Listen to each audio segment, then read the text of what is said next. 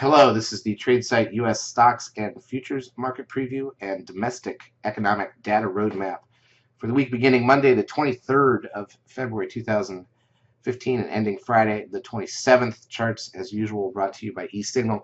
Be aware this is the last week of the month. February is a short 28-day month, so Friday is the last day of the month. We know that we end up with slow last day or two, usually most months, as the big players have their stocks pegged to where the prices that they want for their end of month statements.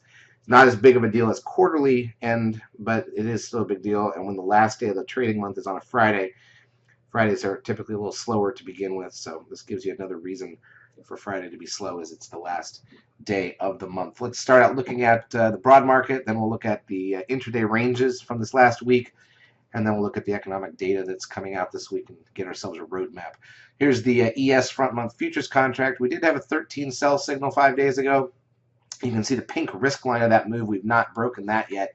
We did head up here on Friday after a very narrow week, so it was a flat, light volume week with very little going on. We had the short week with Monday a holiday, and we had options expiration, and probably would have been just completely dead flat except for over lunch on Friday.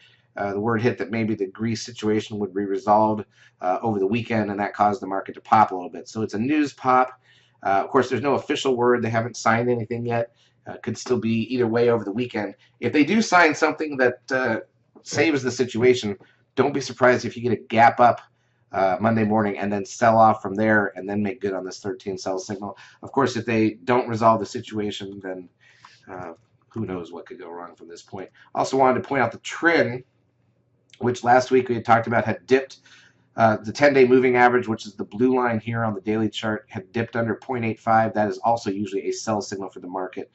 So again, I think everybody's sights are set on a couple things. We did have options expiration this week. We had a short week, so a lot of people were out. We've had a very cold week in parts of the United States. Chicago is basically frozen solid, keeping a lot of people from getting to work and trading in the big financial areas. And then, of course, the situation over in Greece. So all that, I think, led to sort of a flat, volumeless week. And, the options expiration part of that is now behind us. The holiday week and the winter break for people back east is now behind us. The weather's not great yet, and remains to be seen what resolves in Europe. So, whether this means we'll finally get back to some normal trading after 4 slow days, we will have to see. Let's take a look also at volume. This was really poor all 4 days. 4 days this week. Friday should have been the biggest volume day. If you look back, you'll notice most option expiration days are pretty heavy. Some of those dots way up at the top are triple expiration. The one in September, for example, almost 2.7 billion shares. The one in December, almost 2.8. And then some other months, the third Friday of the month is still pretty high.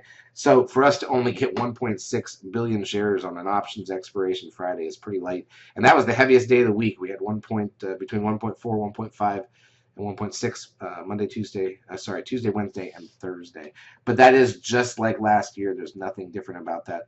This week of President's Day going into options expiration, I've shown this in our lab during the week. Here's a look at February of last year, and if you can see, there's basically 4 days in a row that are all under the 10-day moving average, 1.8 or so or less. That was this week last year. So it's a common week for it to be a little light.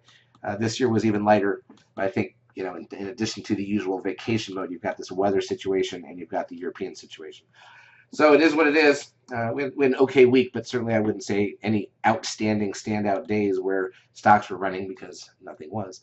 Here's a look at crude oil. Closed at the 50.82 area. Pretty much flat for the week, so not a lot of signs of life there yet. VIX closed down almost a point on Friday and at a new low for the year, which also isn't really a positive for the market. Here's a look at gold, which did slip this week a bit. And we'll go through the major indices. So we've got the S&P gained 12 on Friday. I'll show you how flat this week was in a moment. NASDAQ side gained 31. That's the NDX 100. And you're going to hear a sound here. Oh, no, that took that off. So we're now 8 bars up towards a new startup phase on the NDX. One more day up would give us a startup phase completion there. Stocks also up, but again, all these up for the day on Friday after the news came out, and biotech's up as well. All right, let's take a look at the intraday action from this week. We will do it in 10-minute bars so we can see the whole week from, keep in mind, because of the Monday holiday, what you're actually seeing here is most of last Friday. You see the big volume gap at the bottom. That's the session they opened for a couple hours on Monday for the holiday, so you can ignore that. So basically, Tuesday we opened, rallied up a bit, closed slightly positive, but look carefully. It's only about a 12, 11 point range for the whole day. Wednesday opened on a small gap down. We did reach up to fill that gap later in the day. The entire range on Wednesday was less than 10 points. Thursday we gapped down again. We again reached up to fill that gap and closed basically flat. So that's 2 days in a row we closed almost dead flat on the S&P, and Monday was only up about 4 points. I'm sorry, Tuesday was only up about 4 points. So by the end of Thursday, the S&P closes up 1.5 points from last Friday's close in pretty much a 12-point range for the whole week. And then Friday for options expiration, we did a gap down a little. We shot lower initially, kind of recovered that, and we were basically ready, I think, to end the week and wrap it up.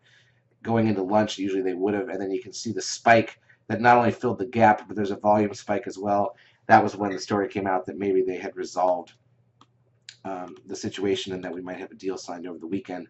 And from there, we did push a little higher. So Friday ends up being the biggest volume day of the week at all of 1.6 billion NASDAQ shares, and the biggest range day of the week. But after that news came out. So that's how we wrapped up the week. Let's take a look at the economic data that's coming out this week, and then we will wrap it up. So on Monday, we've got existing home sales 30 minutes into the market. Not a big deal. Tuesday, we've got the Case-Shiller 20-city housing price index. And then 30 minutes into the market, we've got consumer confidence. That can certainly move things. Wednesday, the MBA mortgage index, new home sales, crude oil inventories, which is the weekly number. Thursday is probably the bigger trading or session for data. We've got the weekly initial and continuing jobless claims, but we've also got CPI, which is a big one, durable orders, and then the FHFA housing price index, and then natty gas. That's the weekly number. Friday is our second look at GDP for the fourth quarter. It's not the first look. That was last month. So we already have an idea where we're going to be. You also have Chicago PMI, Michigan sentiment final for February, and pending home sales. So that is some data Friday morning, but keep in mind, again, it's the end of the month and it's a Friday, so that's probably not going to be the exciting day. Looking at this, I would say Wednesday and Thursday are going to be the more exciting days. Certainly a lot of data in there. But, you know, if it's a normal trading week and the volume's back because people are back, Tuesday, Wednesday, and Thursday could be good. And Monday could start off pretty interesting just based on any resolution out of Greece for the weekend. So be aware of that.